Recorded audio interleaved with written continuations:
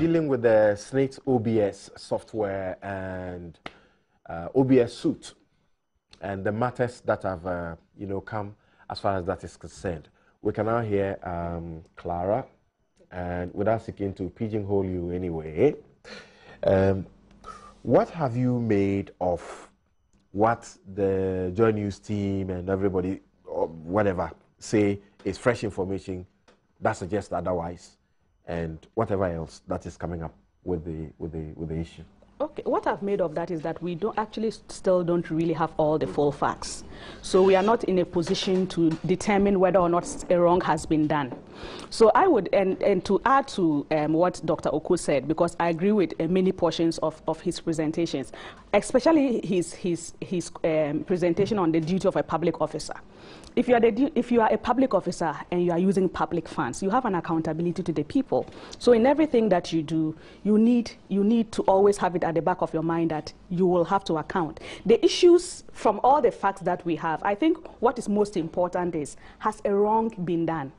We still have information trickling in. We have allegations, we have counter allegations, we have defenses, but I don't think we still have sufficient information to determine whether or not a wrong has been done. Dr. Oko has already elaborated on that, so I don't want to repeat most of what he has said. Right. But the point is, we need to find out whether or not something has been wrong. If something wrong has been done, if something wrong has been done, how much? What has it cost us? What have we lost as a result of the wrongdoing? Okay. 3, who is responsible for the wrong, and how are we holding the person accountable? Okay. So my expectation would be that at the end of all of this, when the information comes in, we will have a report to the public, to the Ghanaian people, whether a wrong has been done or a wrong has not been done. And then if the wrong has been done, of course, the process of holding whoever committed the wrong or whoever did that wrong to be accountable, because that is how we become citizens rather than spectators. If we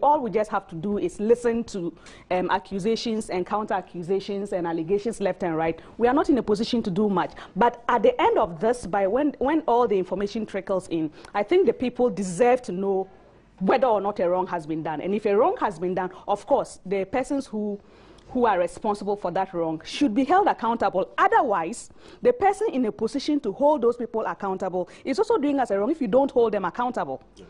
So at the end of the day, the key word would be accountability in this whole deal. Okay. Yes. And as we discussed just a while ago, you would have heard me say OBS software, then I corrected myself by saying OBS suite.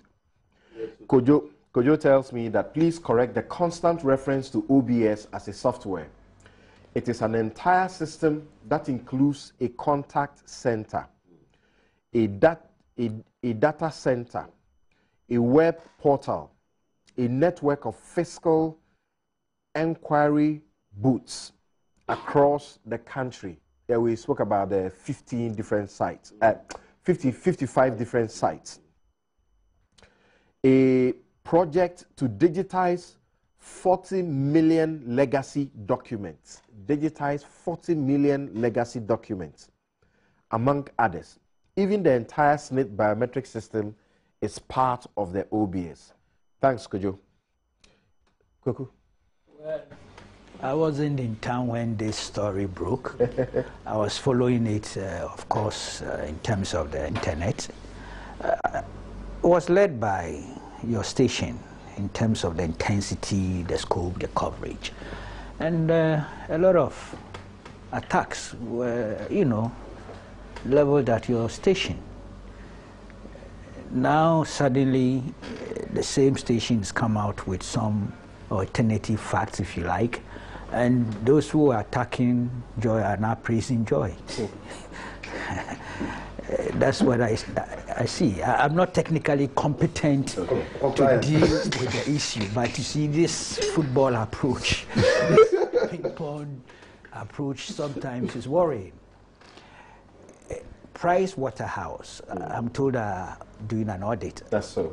Yes. Why don't we wait for that audit? And the security is also... And the UOCO is also doing something. Why don't we wait for that as well? Because it looks as if reputations of both individuals and businesses are at stake. Right. So I only last night, I got a pile of documents courtesy Joy FM. Just like this, I see some of them my brother has brought here. And I'll tell you, I was not able to open even one page.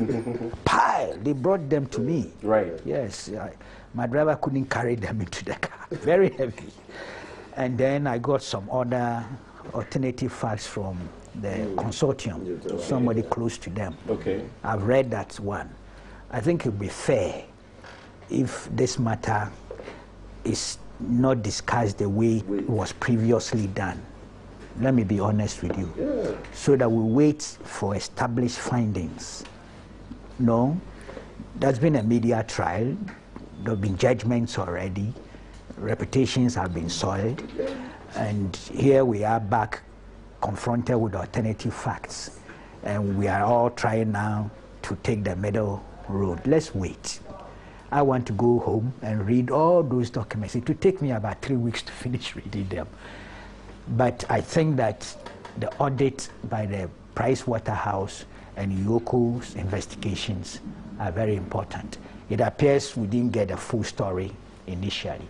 It appears perhaps we all relied on one side and proceeded with it. Let's take our time. I'm not technically competent and I'm not well informed on the issues as at now. Maybe I find myself in the same category like the NDC when they said they would wait a while.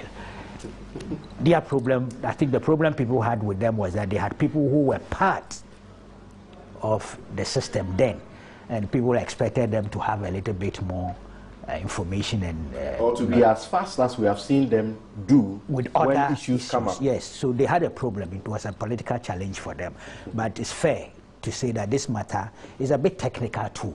There are financial aspects that can be looked at, but more and more it's a bit technical, and I really don't have a well-informed position on this matter. So I'll hold my fire, wait for Pricewaterhouse audit report, wait for Yoko's investigative findings, and then we all can make a better judgment of the issue. Thank you.